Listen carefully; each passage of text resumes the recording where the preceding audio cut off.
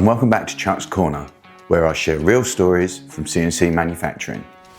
This one's about something that looked like a program initially, but turned out to be something completely different: the thread mill trouble.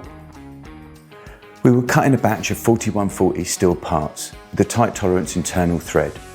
Nothing fancy, just a 1/2 by 13 UNC. But the call-out had a minimum pitch diameter limit.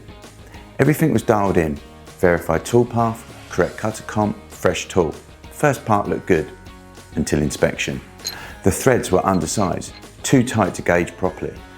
We thought maybe the cutter comp was off or the tool deflected, so we adjusted the path slightly and tried again. Same result, thread still tight. That's when we pulled the tool and checked it on the shadow graph and found the culprit. One of the flutes on the thread mill had a small chip right at the cutting edge. It wasn't enough to break the tool, but it changed the effective profile just enough to make every thread undersized. We swapped in a new cutter, reran the job, and just like that, the threads gauged perfectly. Lesson learned: don't just assume it's a code or comp issue when tolerances drift. Sometimes the smallest chip or wear on a tool edge can throw the entire feature out of spec.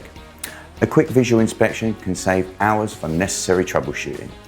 Oh, and before I go, if you're heading to Top Shops in Charlotte, North Carolina on November the 11th and 12th, make sure you stop by MachiningCloud at booth number 9. Come say hi, check out what's new, and talk shop with the team. Thanks for stopping by Chuck's Corner. Stay safe, stay sharp, and own the process.